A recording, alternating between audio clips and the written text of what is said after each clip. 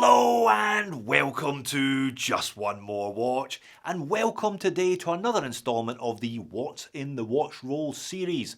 This one is the Wind Up New York Special Edition. If you were planning to attend the Worn and Wound Wind Up New York City Watch Fair next weekend, the 18th, 19th and 20th of October, I'll see you there. Stephen and I are both heading over. He's currently on holiday in Japan and he's flying in from there.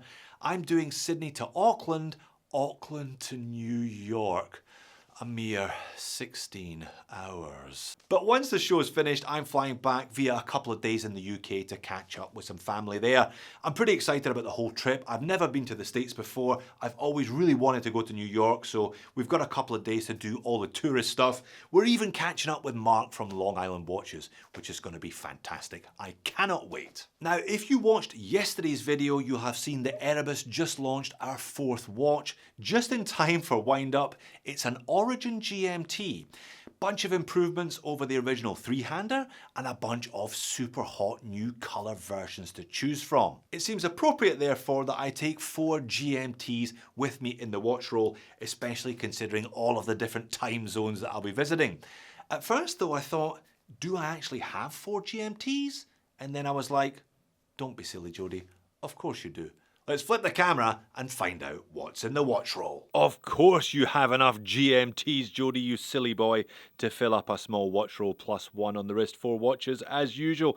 GMTs have had quite the moment in the sunshine over the last couple of years or so, have they not? However, I deliberately chose 4 different watches featuring 4 different movements. I thought that was a nice combo to go overseas with. And can you smell this? That, my friends, is German vegetable tanned leather. Thank you once again, Tim from Caseback Watches. You can see his little Cobra insignia there. I'll leave a link to Tim's straps and cases in the description of the video. All right, 3 in the roll, 1 on the wrist. What's on the wrist? Well, today it's my Grand Seiko. I picked up this GS lightly used from Japan at the beginning of this year, so I've had it kind of 9-10 months now almost. It's the SBGN 011 for those of you who are into the model names. I had long lusted after this particular case shape and this particular movement. As you can see here by the second-hand ticking, it's a 9F quartz GMT, and I really wanted to get a 9F movement into my collection, so I thought I may as well do it in a 4-hand format. But you know what? I haven't worn it an awful lot. I've tended to still favour my Citizen Chronomaster if I'm going for this high quality Japanese quartz. I think that's at least in part because I haven't got over the hump with this one yet. I haven't scratched it yet. It's still in really, really good condition. So I'm a little bit reluctant to take it out all that often in case I get that horrible first scratch on it. Perhaps a trip to New York will allow me to get over that hump. I'm not saying that I'm going to go out and deliberately scratch my watch, but you know what I mean. I think you need to kind of beat a watch up a little bit to truly settle in with it. This is a long-term keeper for me, I think, anyway, so maybe I need to get a few scratches and scuffs on it here and overseas to allow me to properly relax with my GS. Now, the Citizen may still be getting the majority of the wrist time as opposed to this one, but I'm not so blinded by love for the Chronomaster that I can't see that the GS is gorgeous. The dial and hand finish on this one is a level above even the Chronomaster. The movement not quite so good, it doesn't have a perpetual calendar, etc., but the dial and hands are just exquisite. Bracelet not too bad either, but no holes of micro adjust whatsoever, so I'm going to have to set this one loose just in case I have a couple of big dinners over in the States. But yeah, cracker. I'm really pleased to be taking this one out. Give me a week and a half or so with it, probably as my main watch, to break it in without breaking it. Next up, it's a watch that has featured in an installment of the What's in the Watch Roll series before. It's the Vario Empire GMT in a gorgeous shade of mint green. I took this one to Tassie with me in February this year when I went to my wife's uncle's wedding. I wore it on the day because I was wearing a green jacket and the green dial matched perfectly. This one has a Miyota 9075, so it is a true GMT, but no date complications, so at least if I am jumping back and forth between time zones, I don't have the hassle of adjusting the date. Cracking little watch to wear on wrist as well, 38mm and excellent leather strap. Vario sell these separately. They're kind of combined watch and strap vendor these days, so they know how to make a really nice strap. This one, really comfortable. I'm actually off to the opera. Got tickets to see Rigoletto at the Met, a kind of busman's holiday, having worked at Sydney Opera House for so long. It's between this one and the Grand Seiko as my opera watch. Stay tuned to find out on Instagram which one I pick. Alright, watch number 3 then is the most recent addition to my collection.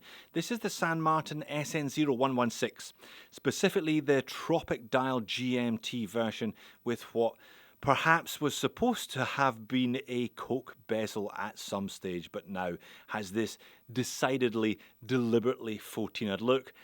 I've seen a few kind of 14-ered watches over the years. This one is the most intensely 14-ered, but I think also the most successfully 14-ered. Have a look at what they've done with the chapter ring there. Remember the days when people were pouring coffee on their Seiko SKXs? It has a kind of similar look to that. I reckon this is their best watch by a mile, which is why it's the one San Martin. I'm a kind of one in, one out for a lot of brands these days. That's why this is the one San Martin in my collection. Great beads of ice bracelet, beautiful finishing, and I think a cracking dial and handset to boot. And in case you hadn't already guessed, it's Seiko NH34 powered. So a collar GMT rather than a traveller GMT. So if I am wearing it on a plane, I will have to hack the movement to set the home time zone as I change between time zones. But then again, given the somewhat loose set of tolerances that these Seiko NH movements come with out of the factory, you probably need to set it on a daily basis anyway. But yeah, a really nice watch and happy to be taking it along for the ride. And you knew what was coming up, didn't you? If you've watched any of these What's in the Watch Roll videos before, I always tend to take a Casio in the 4th slot. All of these extra features come in clutch on the occasions when you can't find your phone or it runs out of batteries or it's just cool to have a Casio on your wrist. And what better excuse than a round the world trip than to take an AE1200 Casio World Timer with me. This is no ordinary AE1200 though, as I'm sure the spotters will have spotted already with that gold text and those gold buttons. This is a modded one. That is an SKX Mods kit, so it's got a proper metal case, sapphire crystal, but it's still on the original resin band. And it has already been pre-programmed with the relevant cities: New York City, Tokyo, so I can keep track of Stephen while he's on his travels, and London for when I'm over in the UK. One thing I will say about these kits though, I mean, I think they're good quality and I think they're good value. $100 for the kind of case and glass as I have it here completely transforms the humble AE1200, but it does make it a little bit top heavy if you keep it on the original resin band. All of the weight effectively is in the head of the watch and none of the weight is in this couple of grams of plastic. I was thinking about picking up a couple of leather straps from Vario. They do, I think, a nice leather strap as discussed, and I think it might help balance out the head of the watch a bit more, but yeah, I ran out of time. So maybe that is something I can add in the future, but this'll do for now, as they say. So there you have it, a fine selection of watches for the global traveller, I reckon. The global traveller on a budget, the global traveller who is spending 32 hours on economy flights over the course of 10 days. Box set selections, much appreciated by the way. I'm not looking forward to the flights, but I am looking forward to everything else. First time in the States, first time in New York, really looking forward to the watch fair and catching up with some of you, hopefully. Looking forward to catching up with my family as well, with one of these 4 on my wrist. Well done for making it all the way to the end. Why not check out my full review of the Vario Empire GMT, or check out the SKX mod kits for the AE1200. Thanks for watching this one. I'll see you again in the next one.